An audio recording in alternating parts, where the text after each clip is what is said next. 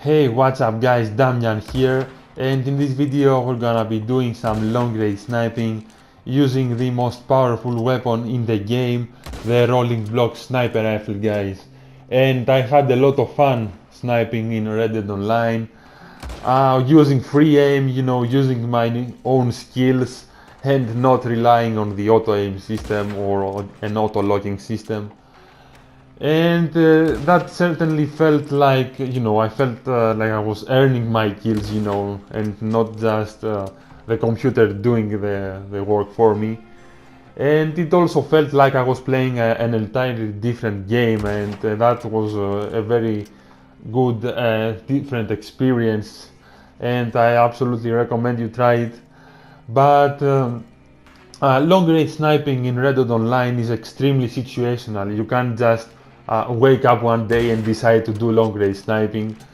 You need to know a few things. You need to use the correct cards, the correct ammunition, and be on the correct game mode and on the ideal map for that game mode. And we're gonna talk about all those things in this video. But first things first, the ability cards. You need London's patience in order to make the rolling block sniper rifle and one-shot kill.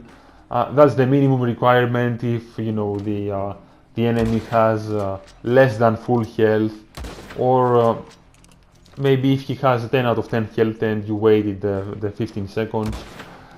But if the enemy is using the never without one ability card, you will need London's patience, focus fire, and express rounds, of course. And that's how it is. I like this. I like that you absolutely need the cards in order to make the rifle and one-shot kill. Because imagine if anybody could just pick up the rifle and start getting one-shot chest shot kills, and that would have been insane. And that would have been overpowered, but of course the way it is now, it's not overpowered, because obviously you have to pre-aim the target, you have to be at a long distance. And like I said, it is extremely situational. You can't just do long range sniping on any map, any game mode. And you need to have a decent team as well. Now, as for the other two cards, I absolutely recommend you use the never without one ability card, of course, obviously, always. When playing PvP showdowns, you need that card. As for the final card, I recommend you use Strange Medicine. Well, that's an all-time, all-around good healing ability card. You can use Cold-Blooded, of course. You can use the Unblinking Eye in order to extend the duration of your dead eye, of your focus fire. And focus fire is also a team-oriented ability card that boosts damage for the entire team, so you will be helping your team as well. You can use Hunker Down. If you find a good place to take cover, it will increase your defense. And you can also use the Horseman ability card, because some of the PvP showdown maps have horses as well. And those horses are not very good horses, they don't have a lot of health, but that's irrelevant. You can just, mount the horse and, sit back to your base and, do long range sniping from there and take advantage of the extra damage that the Horseman ability card provides to further guarantee the one-shot kill. And that's all there is to know about the cards. I mean, you absolutely need London's patience. Of course, that's the #1 priority if you wanna do long range sniping. First, you need to upgrade London's patience, then focus fire, and of course, you need to have the never without one card fully upgraded. And now you maybe think that it's very easy to do long range sniping, but no, it's not easy. Because it is actually it can be very inconsistent, because I had issues with the lag where I aim at the enemy but I see the bullet going right through him and not doing any damage. Or I had issues where I hit the target, I get the red hit marker, but for some reason the game does not give me the kill. And of course I had, other instances where, say, I shoot the enemy, but the bullet goes in between their arm and their chest, or goes between their legs, and those silly things. That, oh well, those things it will happen when you do, precision shooting. Um, and I also, had instances again with the lag where, I shoot a moving enemy and I aim dead on him, but when I try to do the same thing again and I aim exactly on him, the bullet misses, and when then I take a second shot and I lead the target, I end up hitting him. And that's what I meant when I said that there are the inconsistency issues.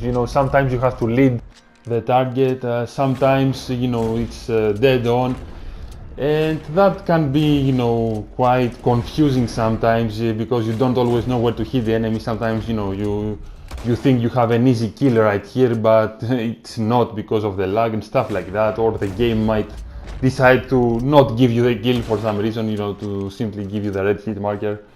And that's probably, I think that's a glitch, because it happens for every firearm here and there, but well, in any case, that's how it is.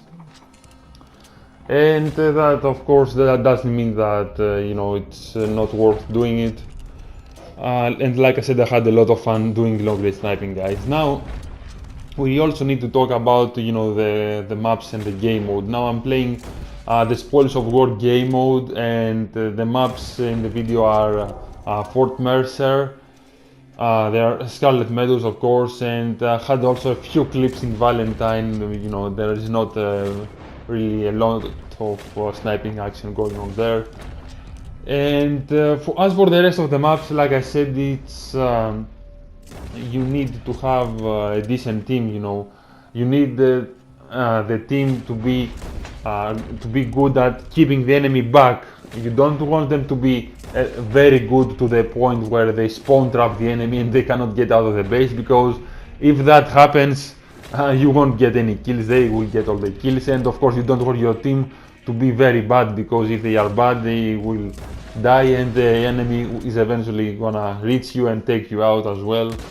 And of course, you don't want that because that's the whole purpose of sniping. You shooting from a long distance, and if the enemy closes the distance, you're as good as dead.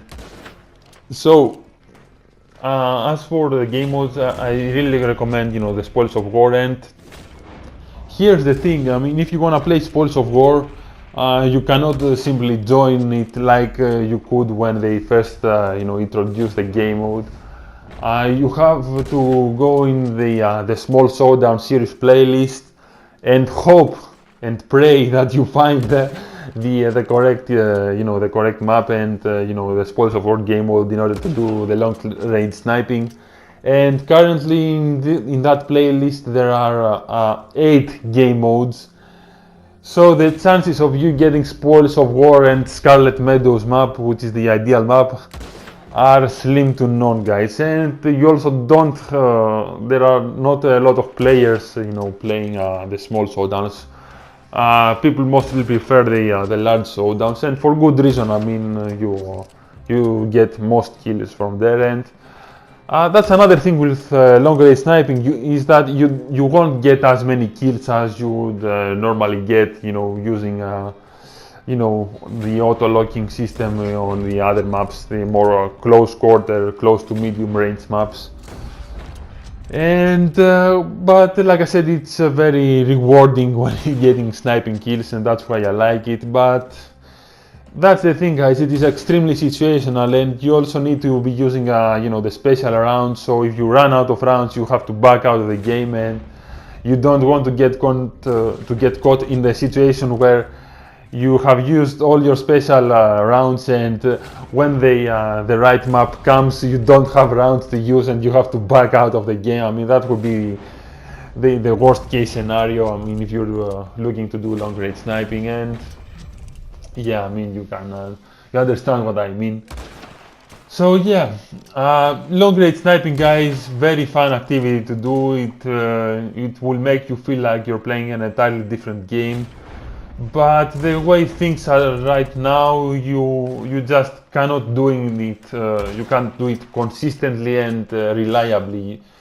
There are a lot of things, a lot of factors that come into play when, if you want to be successful when sniping. Like I said, you have to have the correct team, a correct game mode, the correct map, and of course you need to be skilled.